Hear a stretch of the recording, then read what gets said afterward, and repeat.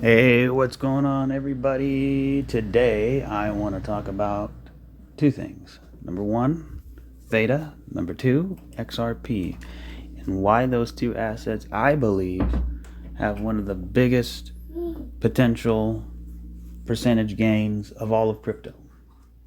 And there's, for different reasons, right? Both of them are fundamentally on point, right? There are two totally different assets. One's for payments.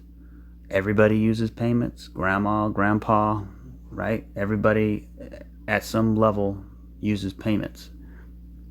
Especially central banks. They're the ones who make the big payments, right? For Theta, internet. Everybody uses the internet, right? It's funny, back in like 89, 90, 91, I've seen, little clips and snips of people on TV, and they're talking about the internet. Oh, it's a fad. It'll never amount to nothing. It's whatever. But it's funny when you fast forward today, every aspect of our lives, literally everything is on the internet. From education to entertainment, social media, right? Videos, movies, TV, streaming, right? And what do you think Theta is? It's that, it's that. I'm not an expert on Theta fundamental. I'm not a tech guy, so this is not that channel. But that's why I listen to other people who know what they're talking about when it comes to Theta. And there's not really many, which also gives me more emphasis on why I'm very bullish on it. If you're wondering about the price, guys, there's nothing to worry about, I promise you. We have an impulse off the bottom. First of all, we just came off of a major bear market, right? We have a double bottom. We have an impulse off the bottom.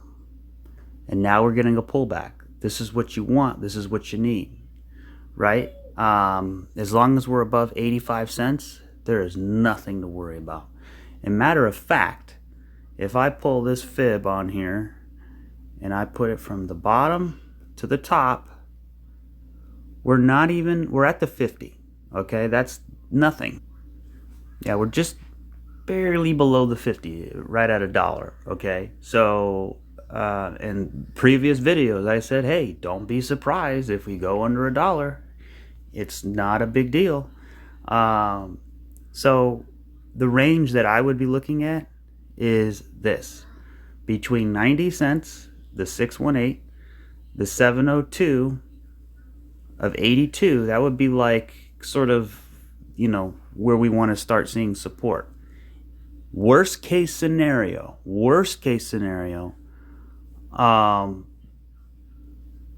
we could still get out of it, but it'd be kind of, it wouldn't be as pretty.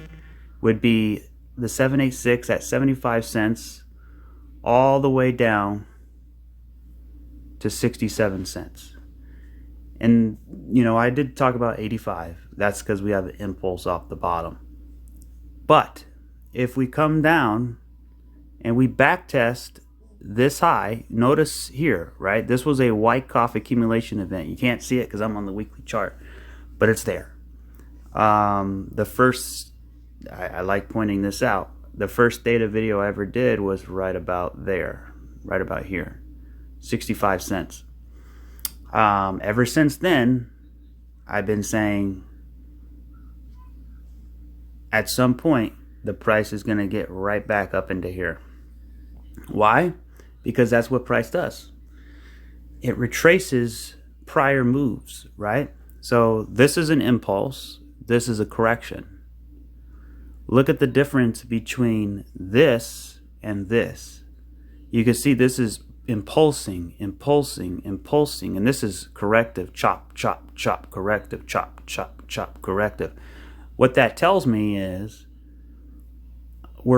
this is correcting this, okay? But this also needs a correction. And what is that correction called? It's a retracement. So we can have a shallow retracement, but I don't see any retracement unless we break this. $1.73. At some point, I think that's gonna happen. Now, the question becomes, well, I'll talk about that later, but if we do end up breaking this, right, then I'm gonna go back to the red count that I had going way back, which is this: 1, 2, 3, 4, and 5. But I don't like it. I don't like it. One, because it's sort of invalid. It actually isn't valid because this high took out this. So wave 1, wave 2, right? Wave 4 took out wave 2. That's a no-no. You can't have that. So that's sort of out the window. Now, we could still come down and break the low, but I really doubt it. I really doubt it. So I'm not even going to entertain that at all because I don't believe that's the case. And like I said, we have plenty of wiggle room to back it up. So another reason why I think the low is in is because we sort of have some bullish divergence here. You can see this is trending higher, right? And this is trending lower. Lower, higher, right? Now you do have this sort of imbalance right there. But it's not too big of a deal. So pulling back the fibs, this is the level that I'm watching. Now if you hear a 2-year-old in the background, that's because there is one. He's having breakfast with his dad, which is me. So if there's any audio anomalies, that's what it is. So yeah, we're at the 50. I'm looking at the 702 and the 618 right in here. So we're not even there yet, right? Going back to when we were impulsing, I said usually what you want to do is take the wave right here and then cut it in half. And that's usually where you go, right? And where does that take you? Around 86, 90 cents. So that's the thing is, you know, we're probably at some point maybe going to hit it. Maybe we're done now. Maybe this is all we get, right? It's 99 cents. So far, we've had a 32% correction. That's, you know, if this is crypto, that's nothing. But contrary to that, we are up 160, 155% off the low. Currently, we're up still about 80% off the low. So the big question is, how do we get there if it's there, right? So we'd zoom in to the daily chart. And I'm going to get to why I think this is one of the best charts out there. Basically, there's a few ways you can get down there. So if my target, now again, it could be done now, right? We have a low here. We have a higher low here. That could be it. We can be on our way to the upside. Very possible. Or if we break this low, it's fine because we still have this low and we still have all this Fibonacci support down in here. So I would just draw a box just like that and bring it all the way across right there. And I could take this off and say, as long as we're above that, right? As long as we're above sort of this 76 cent area, there's nothing to be alarmed about at all, right? So I still am looking at this as some type of flat where you have an A, this is a B, right? And now you could put B here or here, I'm not sure. And then you come down for C. I'm not sure which is the higher. Yeah, so that's right there. So that's sort of what I'm thinking here. Now that would be, of course, a very simple A, B, C.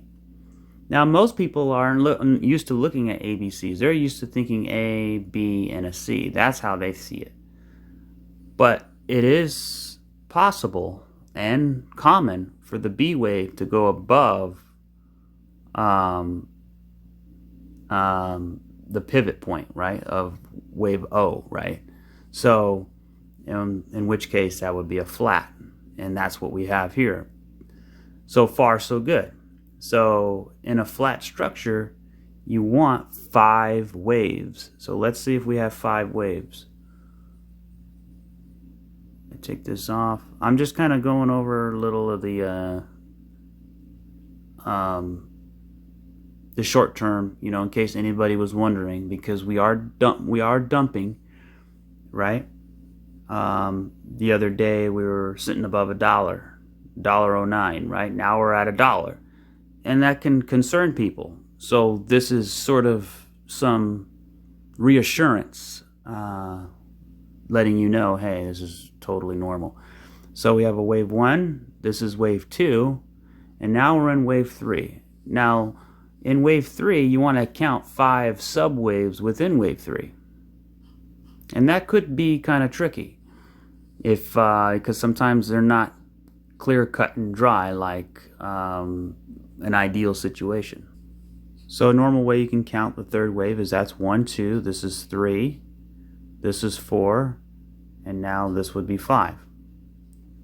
So, you know, it's not pretty, but that's what it is. Now, if this is 5 waves, then you're going to want to see this low hold. So if that's the case, then this is a 1, 2, and now we're about to head on up, right, for 3, 4, and then 5. If that's the case. But it looks like it wants to take the low out. Look at it. It's dumping right now. You can see the price is dumping. So this is potentially ETF week. It's going to be very volatile. A lot of emotions flying around. This channel is to say don't pay any attention to that. Just be level-headed, because everything that is supposed to happen or not supposed to happen this week doesn't matter, because it was already discussed of these potential possibilities occurring anyways, regardless of what was going to happen, right? And that's usually how it goes. So that's one way you can count the third wave, in which case this would be 1, 2, and this is 3, right? And now we're in 4, something like this, and then we come down for 5, and that would finish up wave C, right? So you have this sort of diagonal for wave 1, right? 1, 2, 3, 4, 5. Okay, that's wave 1. This is wave 2, and then we have 5 in wave 3, and now we're working on a wave 4, right? I don't know what wave 4 can look like. I'm just giving a simple ABC here, but it can be a flat structure, it could be a number of different things.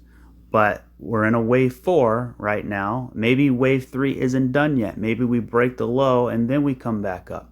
That's why it's hard to know short time frame. Short time frame and trading the short time frames can be very challenging, because there's a lot of different things that are going on, right?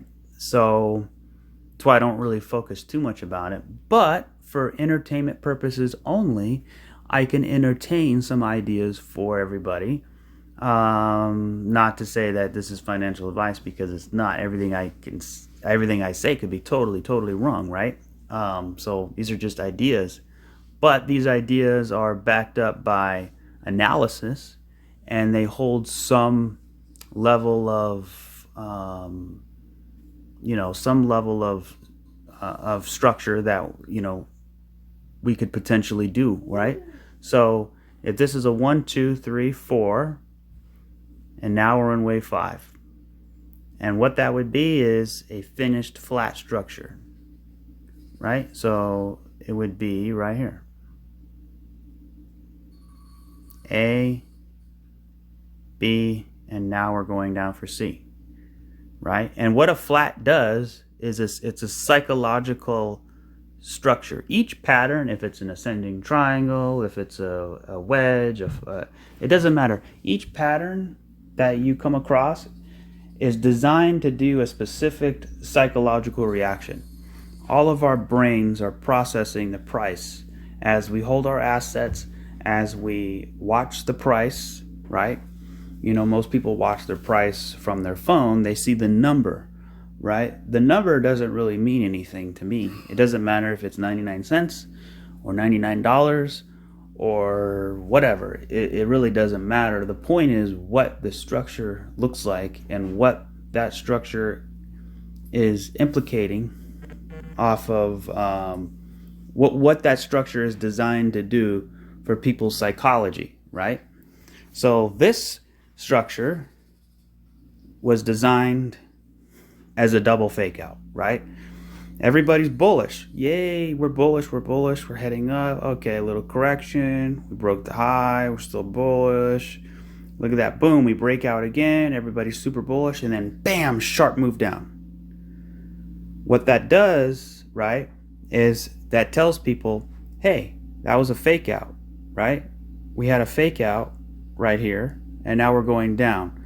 So it totally discourages everybody. It totally, makes people second guess what just happened, right? But I'm here to tell you that this is most likely, potentially, a double fake out. And that's what flats are designed to do.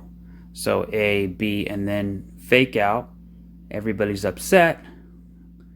Everybody's, trying to figure out what's going on.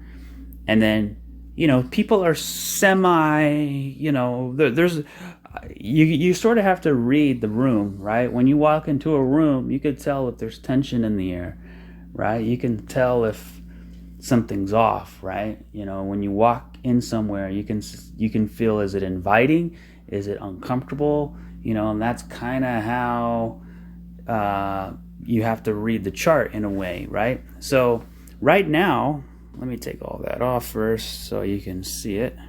Right now, I would think people are getting uncomfortable, but are they totally uncomfortable? No. Because I think that means it's not finished yet, right? So 1, 2, we're in 3, we get 4, and then we come down for 5.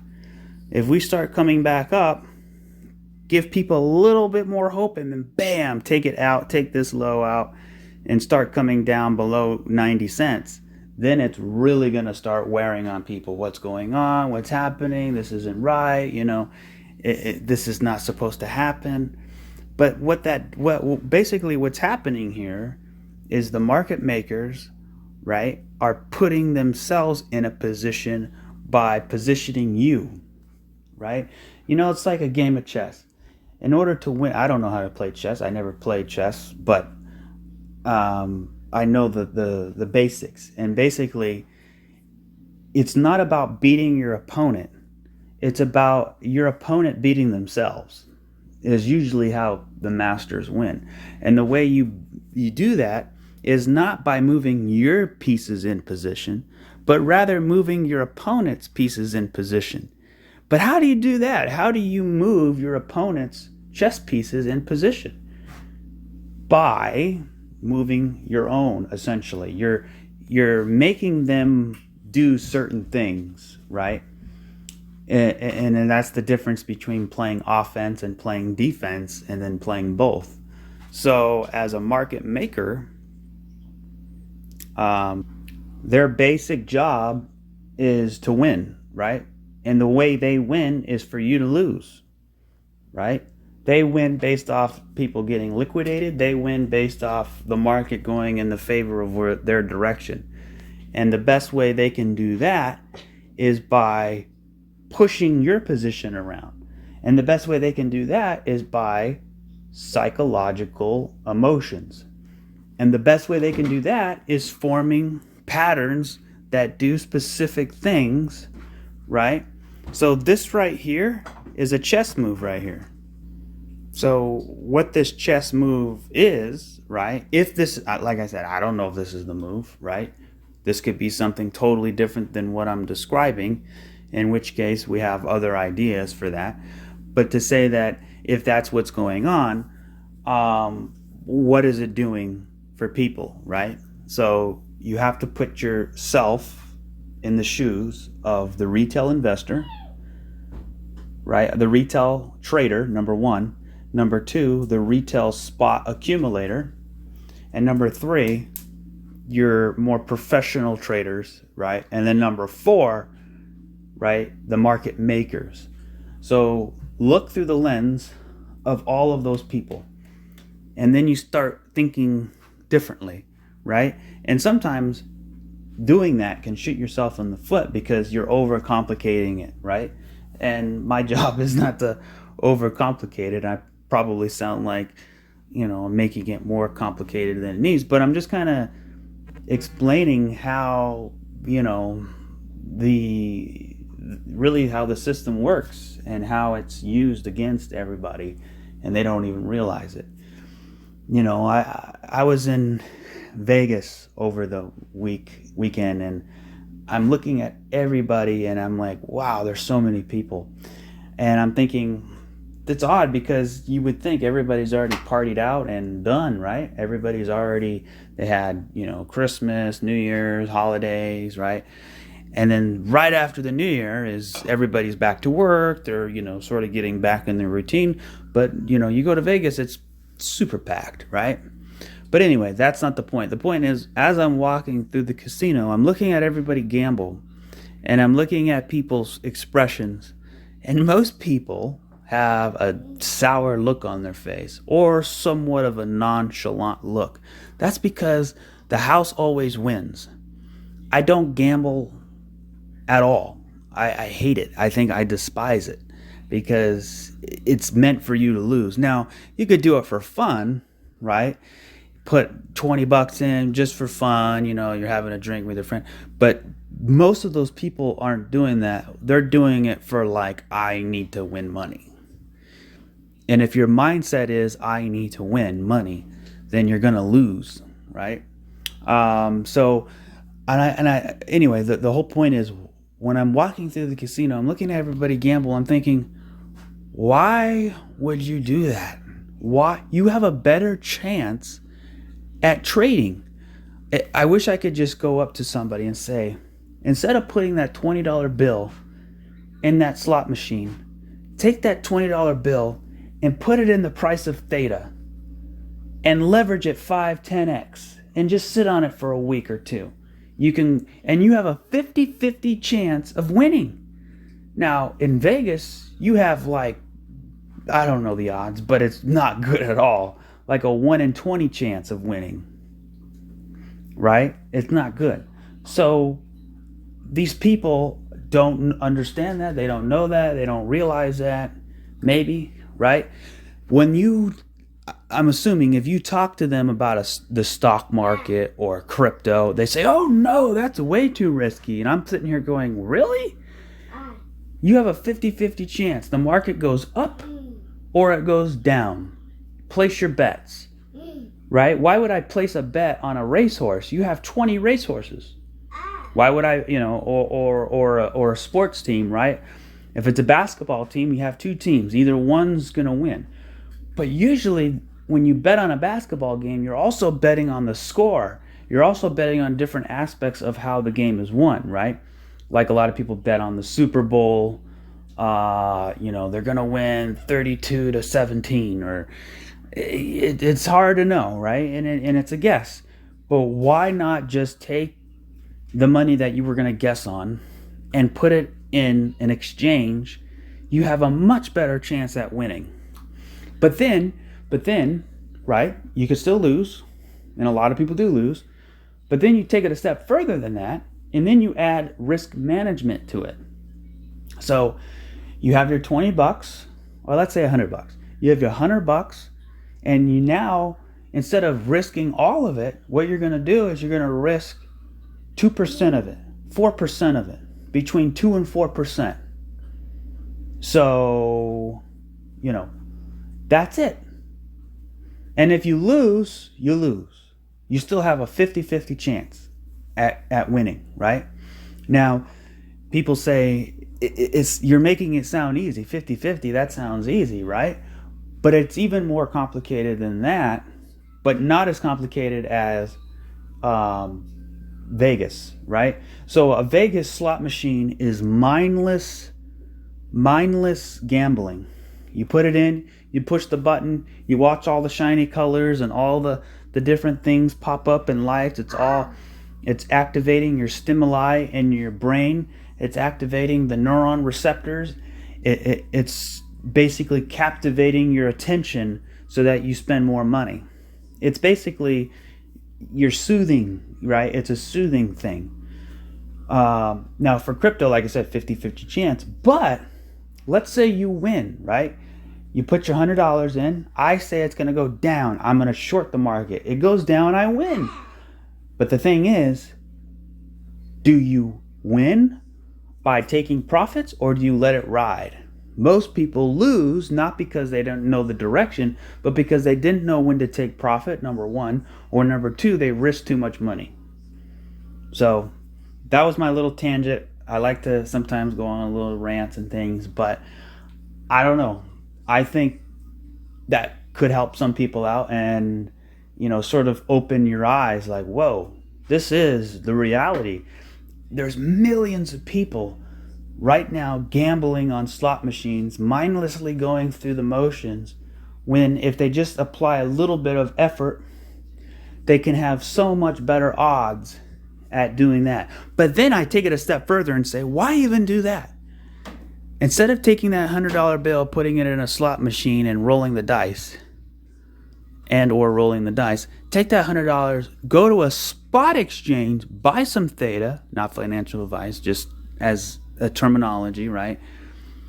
And then take that theta and hold it. Don't worry about it. See, people need instant gratification. That's another reason for Vegas, right? You go to Vegas, you put the thing in, instantly, did I win or did I lose? With crypto, that adds another layer of uncertainty, because what makes people very uncomfortable is not the fact that they win or lose, but the fact that they don't know what's going to happen. The fact that you're in limbo, right? And that's the point of this video, is to say that, yes, right now we are in limbo, right? This is a limbo structure, right? We're doing nothing here. We're just going sideways. We're in a range. And when you're at the top of the range, you feel good. When you go down to the bottom of the range, you're not sure, right? And what that means is this is another psychological game that they're trying to implement, right? So it's all about, the key to trading isn't necessarily knowing how to trade. It is, but the key really is to master your own psychology, right? Think about how people mindlessly gamble in Vegas or wherever, and then take that same person, put them in front of a computer and say, here's the same amount of money. Instead of you putting it in a slot machine, you're going to put it on this exchange. And tell me if they have fun. Number one, I don't think they're going to have fun, because it's not fun, right? You have to do work. You have to do homework. You have to figure things out, right? It requires work. And most people don't want to work. They want to put the money in, roll the dice. I win, I lose. And most of the time, they lose.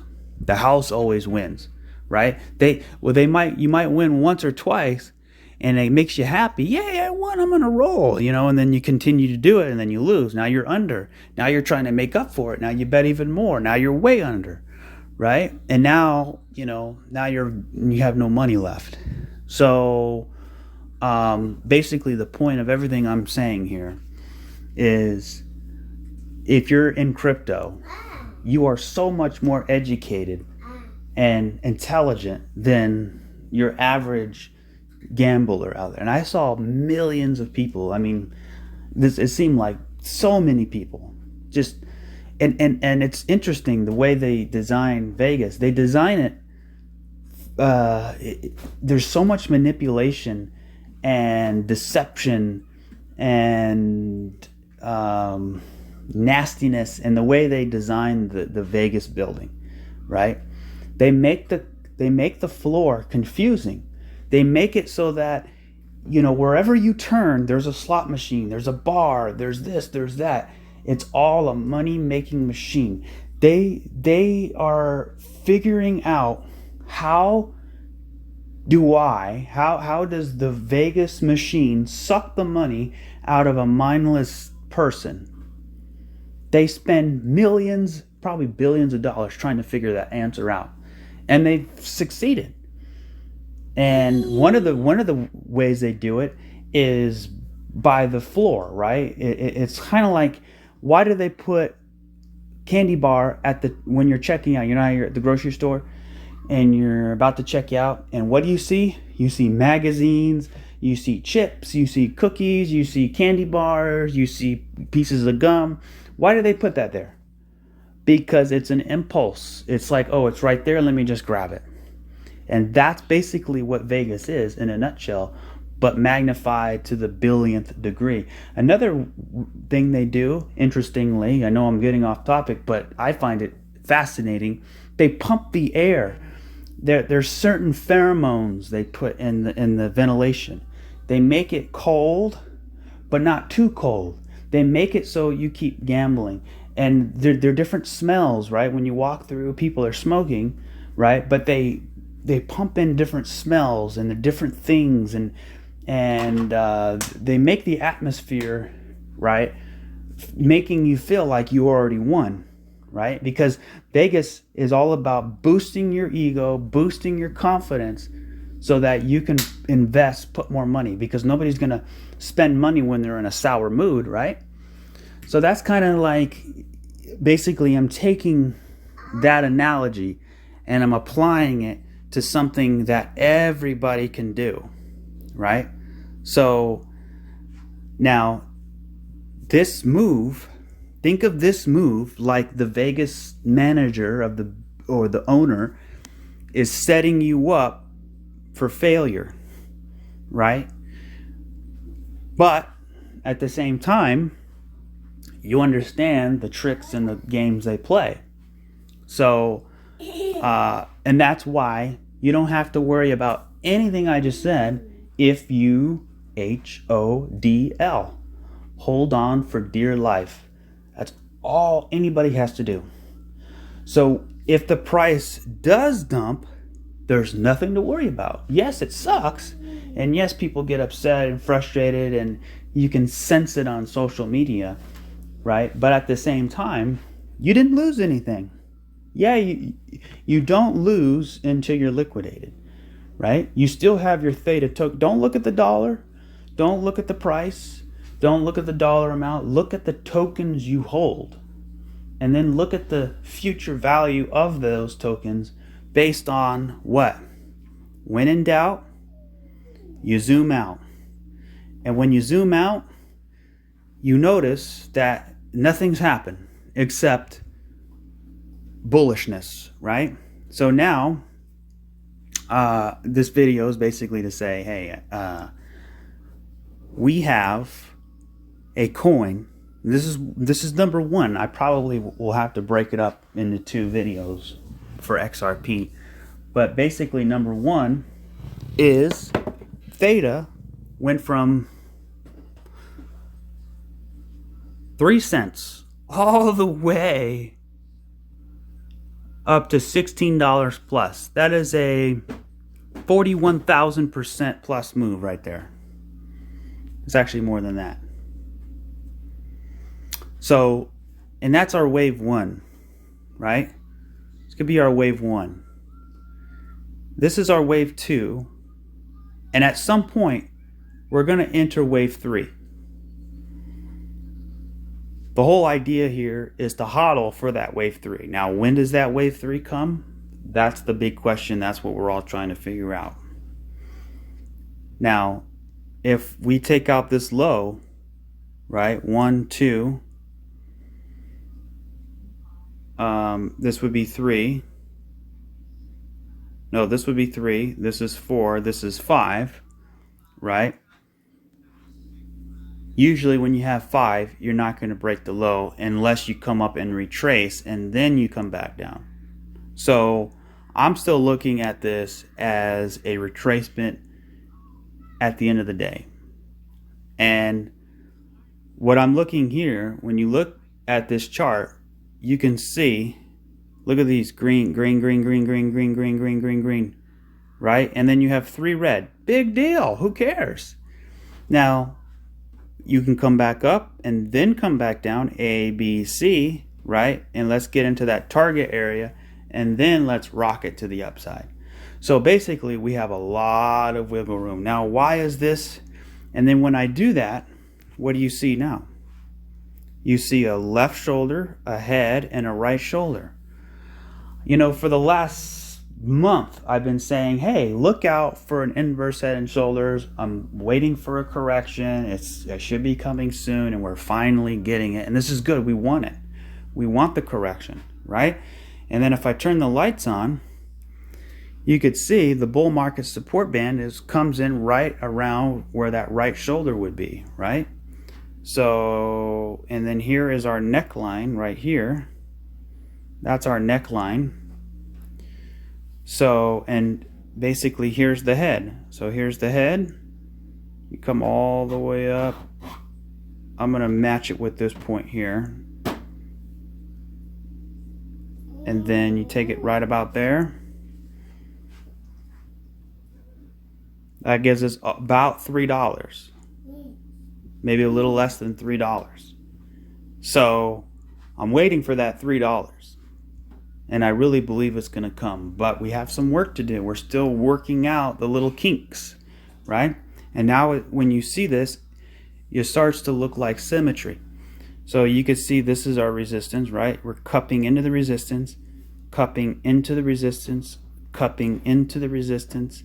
And again, we're probably going to cup in the resistance. Here's our low. We're going to make a higher low.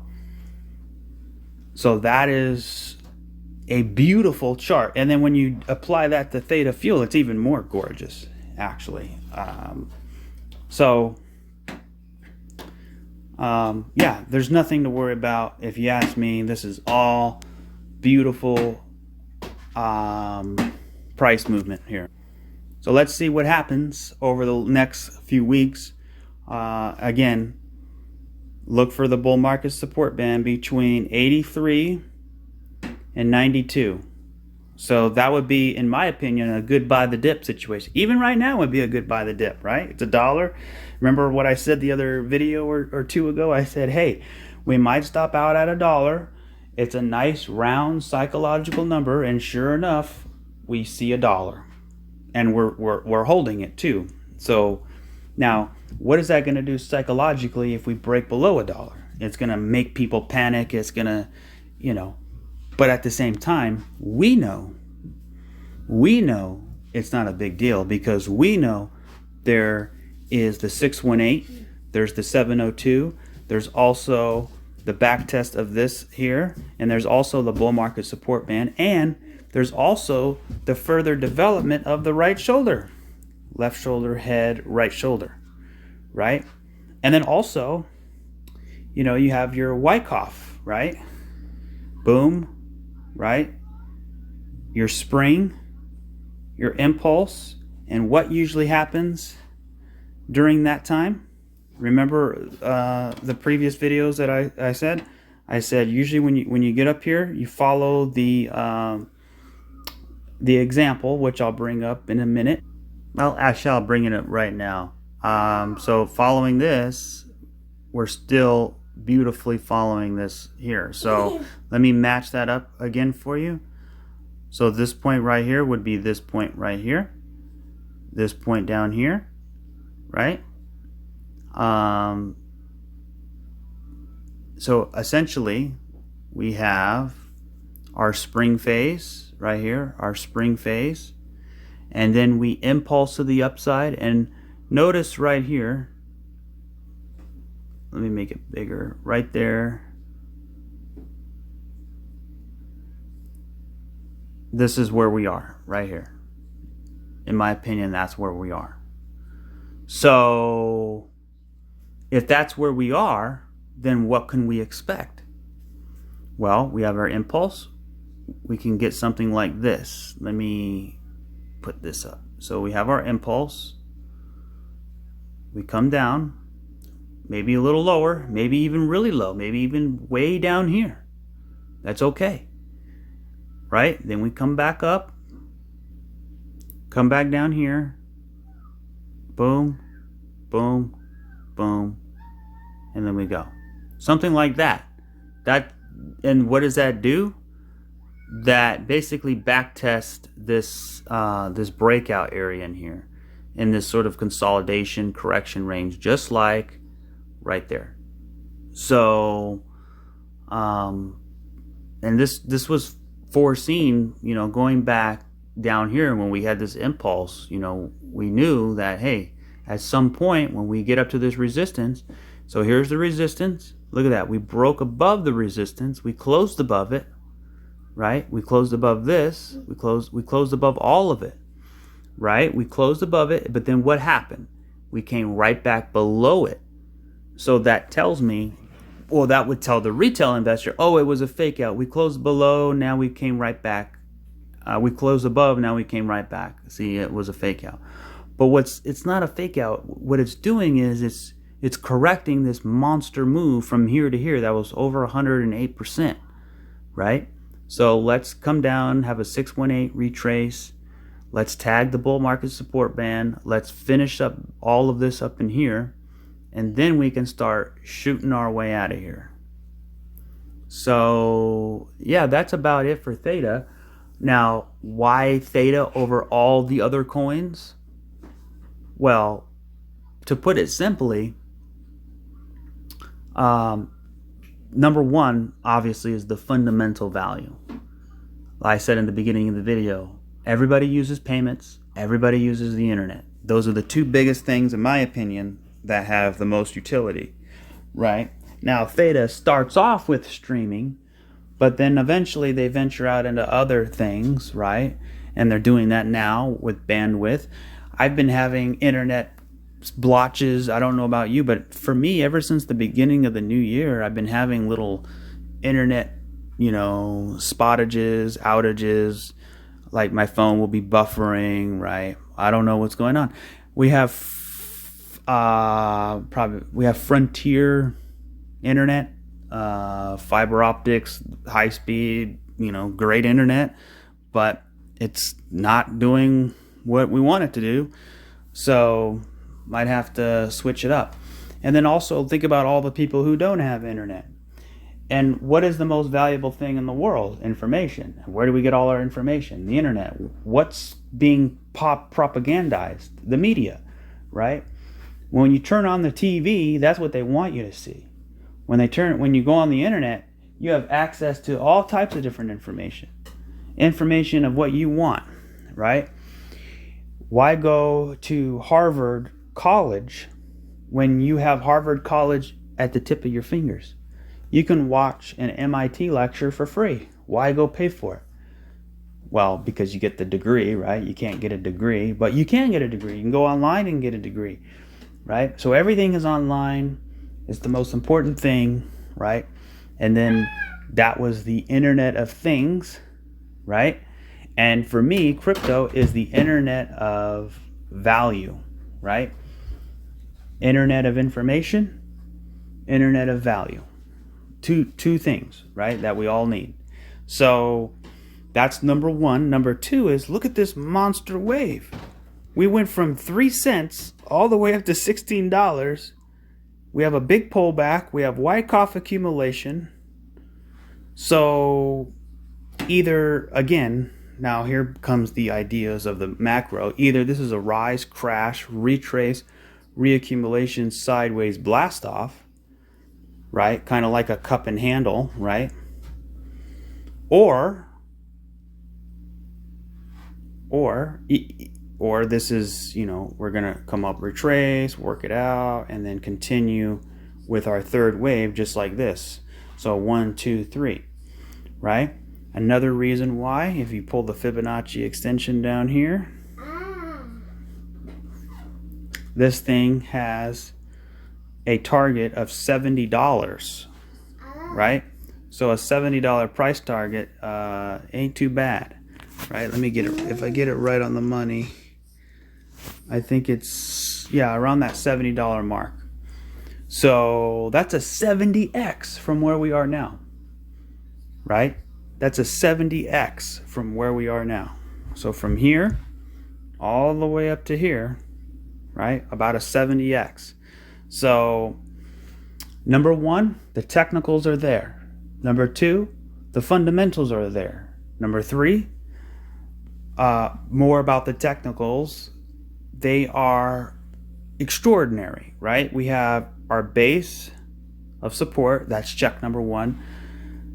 For me, it's the impulse. That first impulse off the bottom is the biggest thing for me, because that sets the precedent for what's to come, right? So in this case, it was massive, right? It was 3 cents all the way above $16. And then adding on to that, we have this orderly, nice correction. It's not all like crazy, ridiculous correction. It's a nice, orderly, a bullish correction, right? So you take this wave, you cut it in half, we come right down to the halfway point. Now we're holding above, or building a base just like this base here, right? So it's incredibly bullish. So that's basically all I have to say, right? And even if we just go into a retracement, right, or even if we just go back up into these retracement levels, that's still between 300 and maybe 800%, right? Just to get through the retracement levels. Now, getting back to the all-time high, right, that's about almost 1,500%. That's a big move right there. So that's basically it for THETA. I don't want to get too long, but that's basically what it is. So to summarize real quick, we want to come down even further, back down to the bull market support band, or better yet, the 618. So look how beautiful that is. You have an impulse, right? You have this impulse. You have a correction down to the bull market support band, and right nearing the 618. You couldn't ask for a better pullback. That's textbook right there. So we want to hold support between that 80-90 cent area, and then from there, that's probably where I'd buy the dip. Not financial advice if we get there. Even now would be fine, right? It's all about DCA, dollar cost averaging, right? Then from there, right, we come back up, maybe correct a little bit more. Then eventually when we want to take this high out, right? So this would be a 1. This whole wave is 1, 2, and now we're going to get the third wave. The third wave is the best wave because that's the most powerful wave typically, right? So we have a 1, 2, all of this is 3, 4, 5, right? And we can get up here between, I'd say between $4 up to that $8. Between $4 and $8, I think, is a good target for that third wave, right? If the third wave gets stopped shorter, and this is our third, and this is our fourth, and this is our fifth, then looking at it more as a retracement with more downside or reaccumulation to go, kind of like that cup and handle that I was talking about earlier. So there you go. If you're a THETA holder, I would be super excited and for what the future holds. It requires a lot of patience. Again, think about the person in Vegas. They put the money in, they want instant gratification. Are you that person, or are you the person who has all the patience in the world, right? I would rather make sure I win 100% than to just gamble, right?